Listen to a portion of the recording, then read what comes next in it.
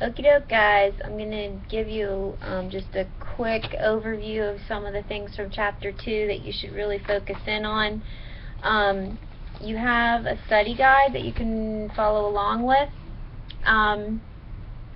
Some of the items on the study guide are just points of interest, like they're, a statement, and other ones are like questions, like what are the 4 major tasks that toddlers have in learning the rules of our language, things like that. So some of them you need to answer yourself, other ones I'm just like throwing out there, like make sure you know at the age of 2 a toddler's brain is as active as an adult's brain, or that words enter vocabulary at age 2 faster than at any other time in a person's life. Okay, so make sure you know those things. A couple things I wanted to give you some clarification on that are important are these terms in this chapter, because there's a lot of technical terms.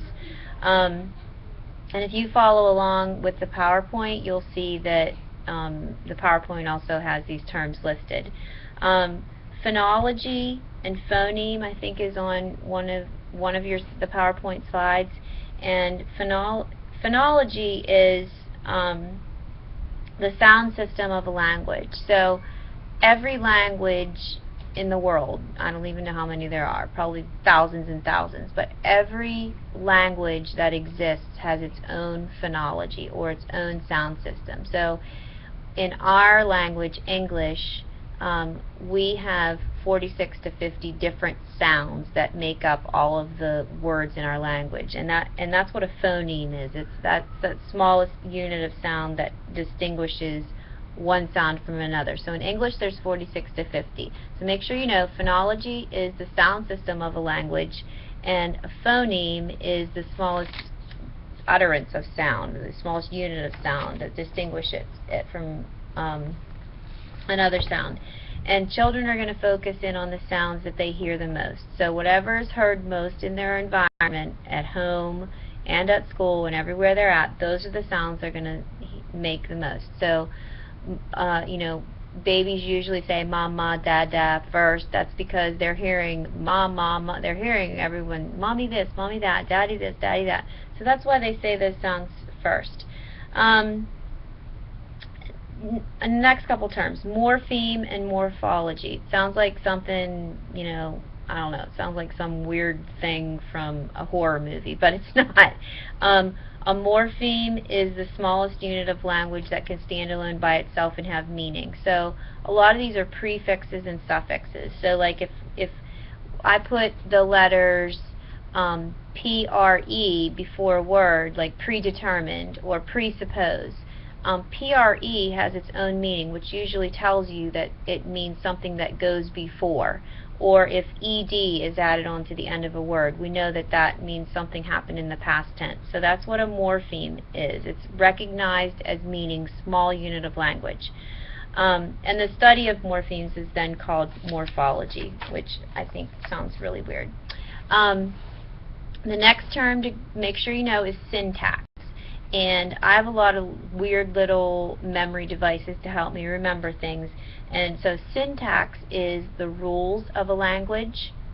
And the way that I remember that is because I break the word into 2, sin and tax. Okay? Tax is a rule that we have in our country, that we have to pay taxes.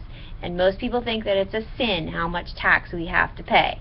So if you remember, syntax has to do with rules, and then that'll help you remember that we're talking about language. So syntax is the rules of our language, and that's like all of the rules of grammar that kids learn. Like when to make something plural, when to add IES instead of just an S, those kinds of things. And as kids are learning the rules of language, they make a lot of mistakes. They'll learn a certain rule and then they'll overuse that rule. So, like maybe they learn that if you add ED onto the end of they realize if, ED added onto the end of a word means something happened in the past, so they'll start to use that on everything, like I breaked the toy instead of I broke the toy, because English has a lot of really, like, not common, non-traditional kinds of rules to our language. A lot of our language rules don't make sense. Semantics is another word you want to know, and that is the study of meanings and how we acquire language. So how children acquire language has to do with semantics. And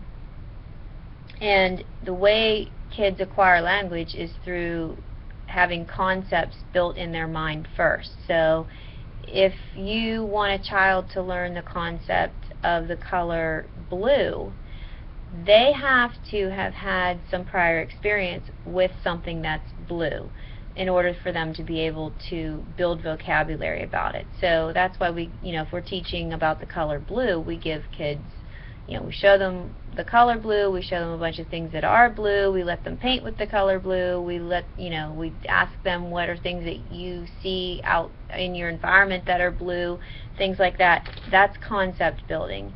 And without concepts, kids are not going to be able to acquire language if they don't have the concepts as the foundation to be able to talk about something.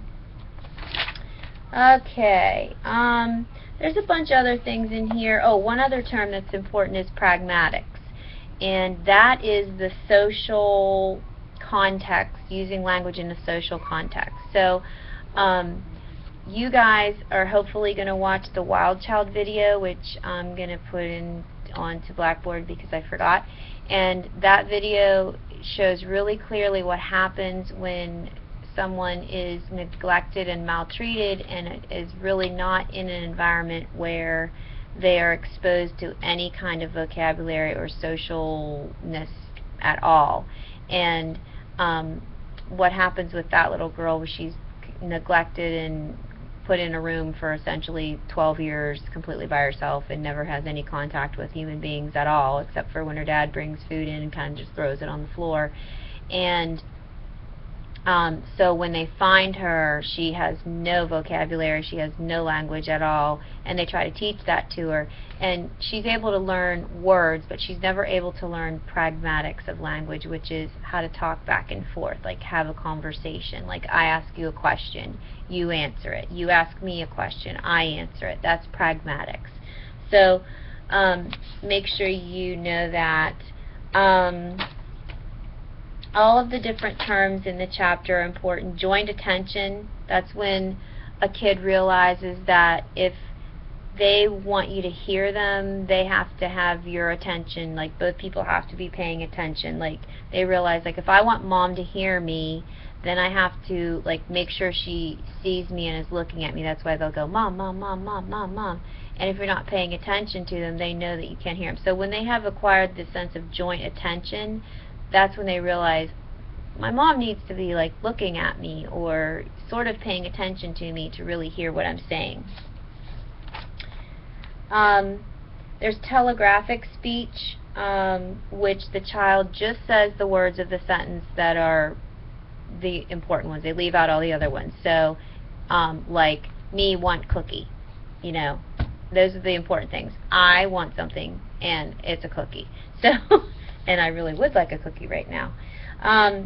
So telegraphic speech, and then symbolic play. It talks about the importance of play in this chapter. Those are the main points. Again, I just want to make sure you understand the difference between phonology, phonemes, morphemes, morphology, syntax, pragmatics, and semantics. So make sure you are able to distinguish the difference between those terms and what relevance that has with children learning language and communicating. Okay, see you later. Bye.